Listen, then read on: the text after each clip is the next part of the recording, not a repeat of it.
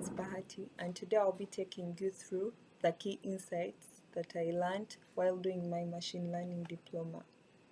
So, first of all, let's define and get to know what machine learning is. Machine learning is basically the field of study that gives computers the ability to learn without being explicitly programmed. Yeah. So the key components of machine learning are the model, the data, and the parameters. The model is really just the representation of a phenomenon. And then the data is the information that is used to train the model. The parameters, these are basically what the model learns from the data. Then there are two types of machine learning. There is supervised machine learning and unsupervised machine learning.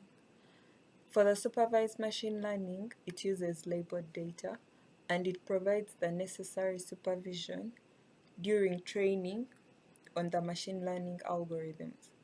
But for the unsupervised machine learning, it uses unlabeled data and it learns hidden patterns that are in the unlabeled data.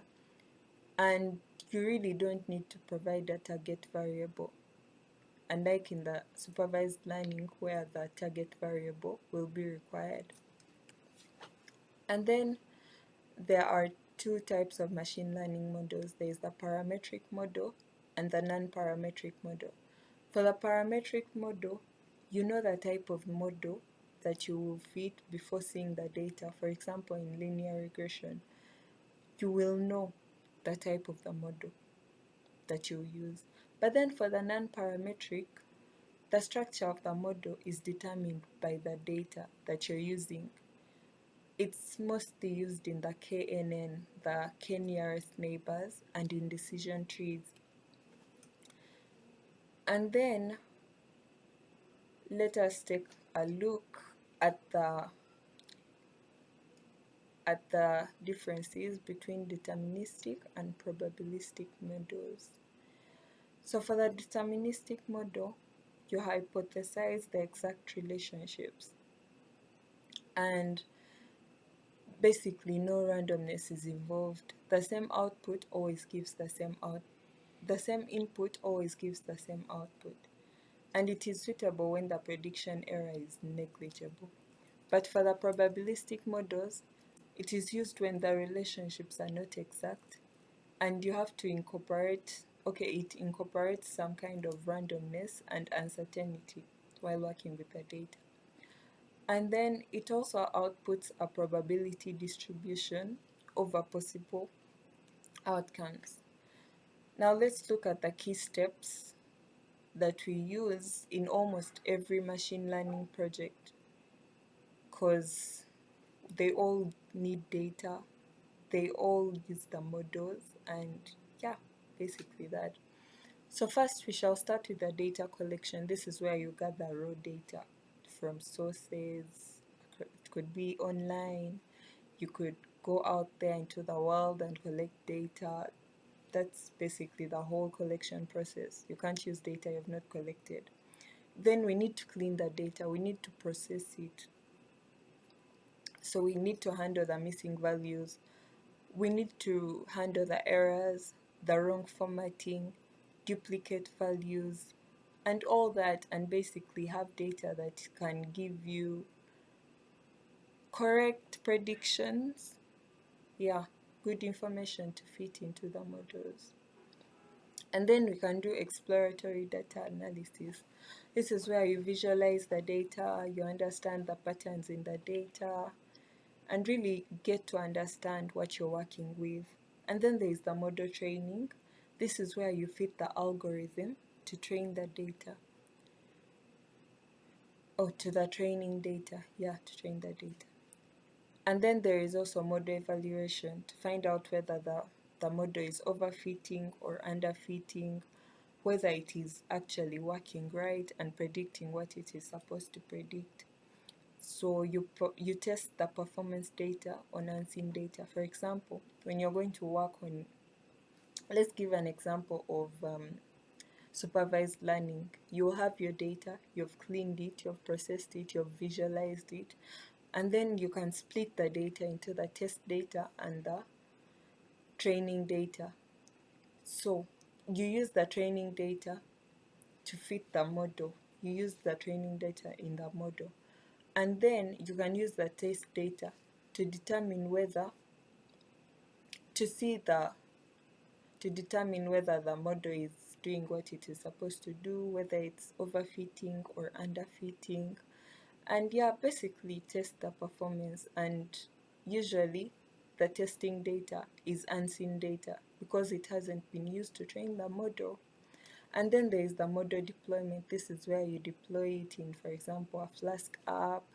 It could be a Django application. It could be a mobile application to actually now solve real world issues. For example, predicting whether someone has diabetes, or whether they have breast cancer, or whether there will be jam at such a place on a specified day at a specified time. That's when the deployment happens. At the end, it's the last part of the process. Let's move on to the k-nearest neighbors. It is non-parametric, we defined that earlier, and it is a supervised learning model. It is used for both classification, that is classifying whether something belongs to class A or class B, whether that item belongs to class A or class B. And there's also regression. It's also used for regression. A points label or value is determined whether it's determined by its k closest neighbors. It's determined by its very nearest neighbors. And there are three main steps. You calculate the distance. This could be Euclidean distance or Manhattan, which will be defined later, probably in the next slide. You calculate the distance to all the training points. And then next, you find the k nearest neighbors that will be used to determine the points value. Then we shall aggregate their values. The majority votes are for classification and the average is for regression. KNN has pros and cons. The pros are that it's simple and easy to understand and explain. It makes no assumptions about the data distribution. It can be very powerful with the right parameters, while for the cons, it can be very powerful with the right parameters. It is sensitive to irrelevant features and scale, and it requires data preprocessing to handle missing values. Then, the Euclidean distance and the Manhattan distance, as I had mentioned in the previous slide, are distance metrics. They are how we measure the closeness in the algorithms. So the Euclidean distance is the distance in a straight line, and it is best used when dimensions are measuring similar properties, while the Manhattan distance is the distance along the axis at right angles, and it is often used with dissimilar properties or high dimensional data. Let's move on to the decision trees. For the decision trees, they are non-parametric and they are supervised learning models. The internal modes test the features, the branches represent the outcomes, and the leaves represent predictions. And the key concept in decision trees is the Gini proper impurity, which is a metric to measure the quality of a split. The optimal split has the highest information gain or the lowest purity. Now let's look at the pros and the cons of the decision trees.